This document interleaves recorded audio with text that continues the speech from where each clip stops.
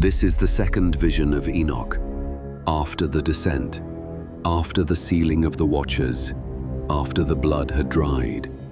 He was shown not only what was, but what governs all things.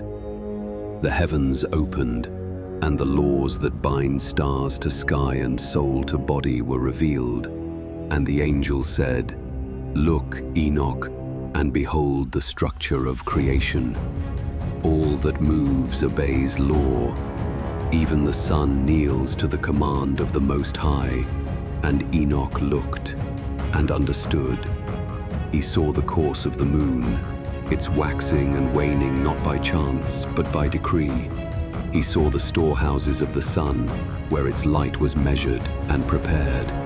Then he was shown the four winds of the earth, how they move beneath the sky, how they bring seasons, storms, and calm. Nothing moved without permission, and nothing stirred without record. Then he was taken to the borders of the firmament, to the edge of the great vault, and beyond it, he saw the place where time begins. And the angel said, "This is the foundation of judgment. For how can there be justice without measure? How can sin be known without truth? These are the scales of heaven."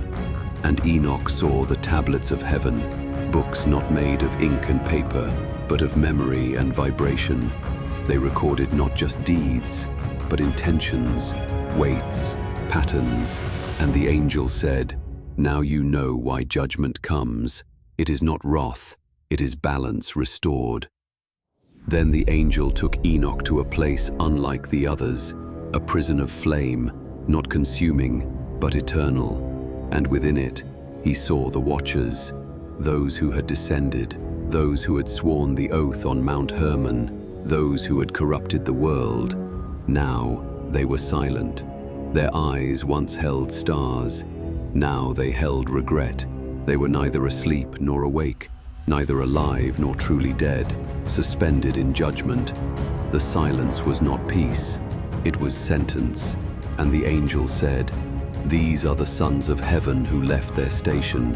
They taught poison and pride, and now they await the fire that will not sleep, not until the final age."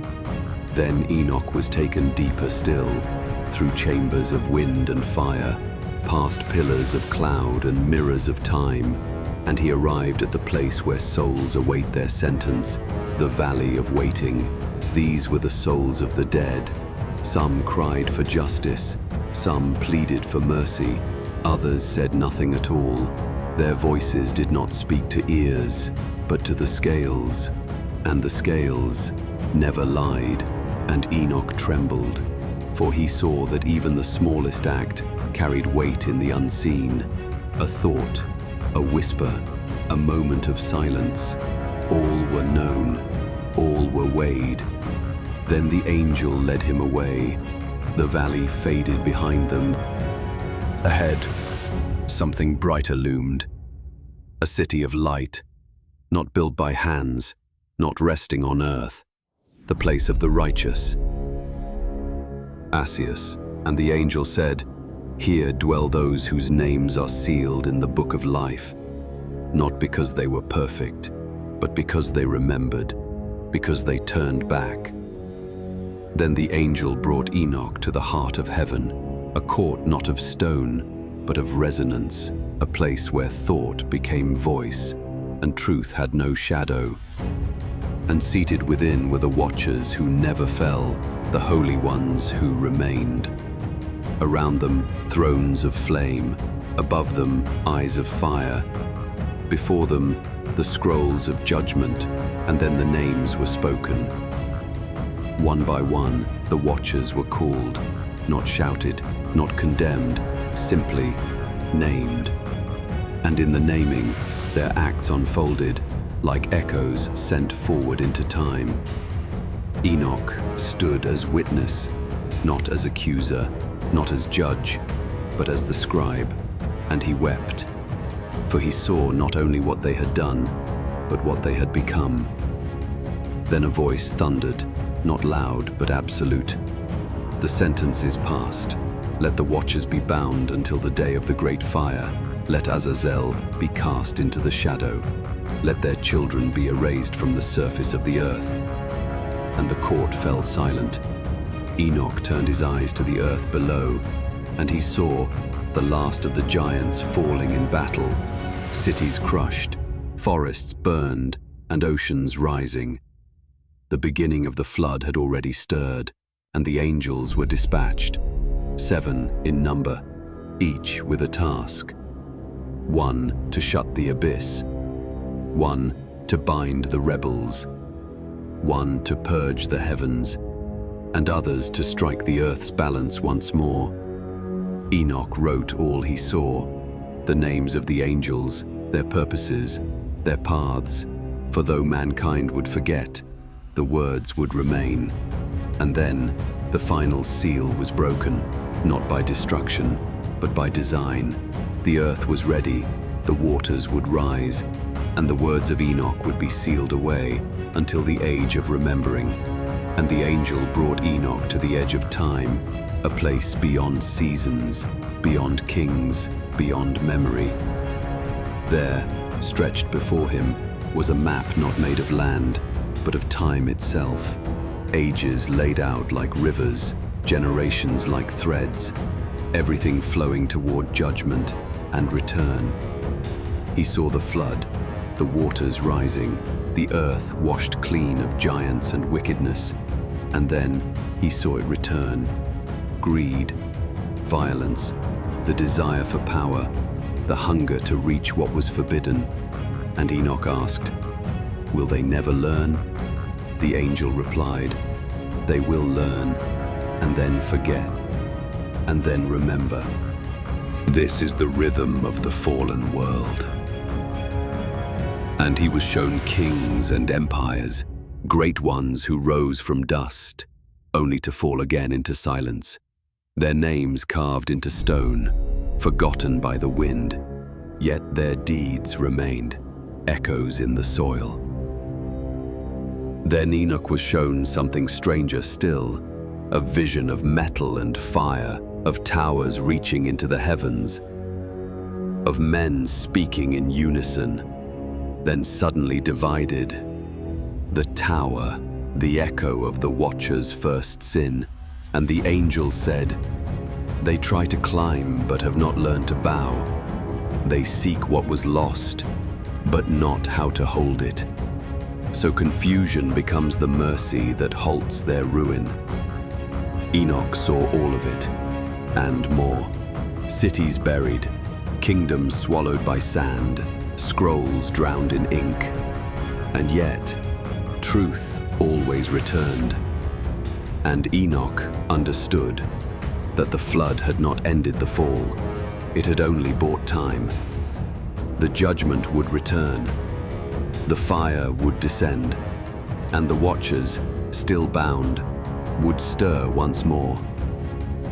And the angel took Enoch to the hall of the stars, a place not of flame nor shadow, but of motion, where every movement of sun, moon, and time was measured like breath, where destiny unfolded not by will, but by rhythm.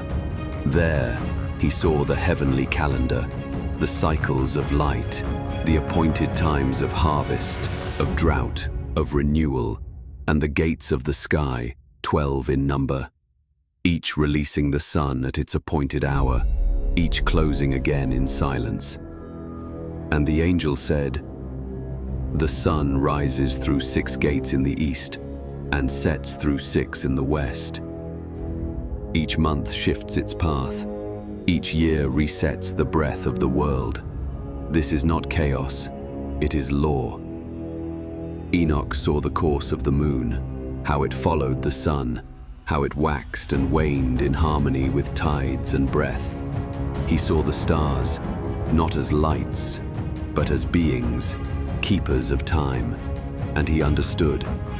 All things that live, breathe, in rhythm with the heavens, even judgment, for just as the rains came with season, so too would the fire return, when the time was full. And Enoch asked, "When shall it come again?" The angel did not answer. Instead, he pointed to the scrolls, scrolls that moved, scrolls that whispered, scrolls that bled light. He saw an age of confusion, an age of metal and forgetting, an age when the stars would be lost to artificial light, and the earth would grow heavy with noise. And yet, he saw hope, a generation of awakening, a turning of eyes toward the sky again. A people who would ask, what was lost? What was hidden? What came before the forgetting? Then the angel took Enoch to a place beyond places, a realm beyond the stars, beyond time, beyond even memory. There, in the farthest height, he saw the great throne, and before it, no darkness could stand. Around the throne stood rivers of fire, not wild, not consuming, but pure. A fire that judges by presence alone, a flame that reveals, not destroys. And Enoch stood at its edge. And he saw the Ancient of Days seated in quiet majesty. His robes were white as frost, his hair like pure wool, his face no one could see. Only the glory that surrounded him. Thousands upon thousands stood before him, not shouting, not singing, but still. Every soul, every watcher, every wind waited. For the throne speaks only once, and it is enough. And from the throne flowed a scroll of fire.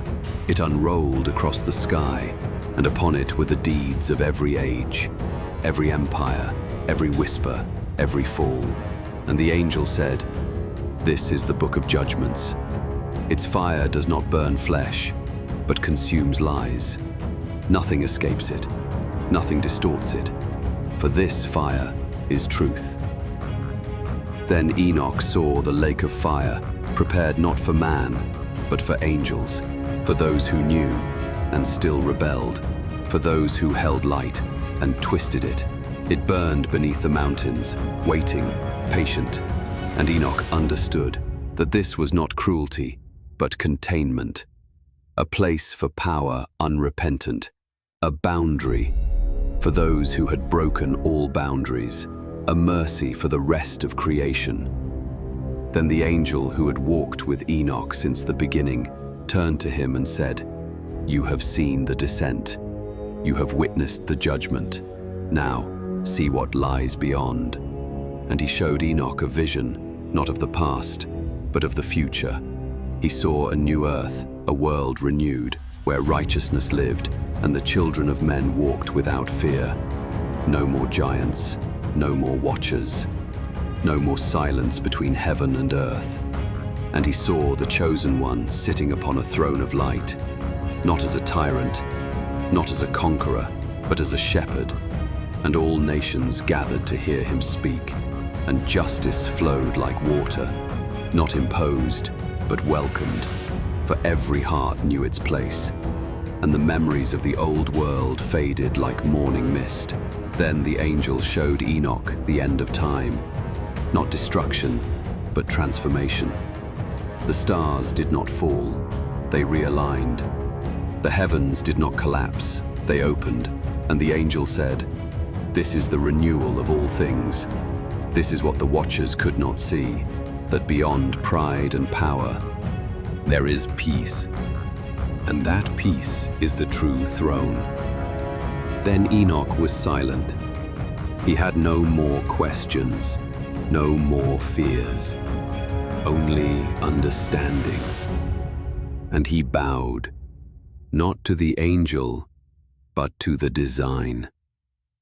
And the angel spoke one last time, "Return now and seal what you have seen, for when the remembering begins, your words will awaken, and the stars will speak again."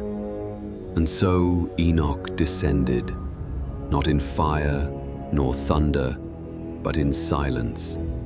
From the heights of heaven to the soil of earth, he returned not as one exalted, but as one entrusted. And he wrote all he had seen on tablets of stone, on scrolls of bark, on the hearts of those who would listen, not to glorify himself, but to warn.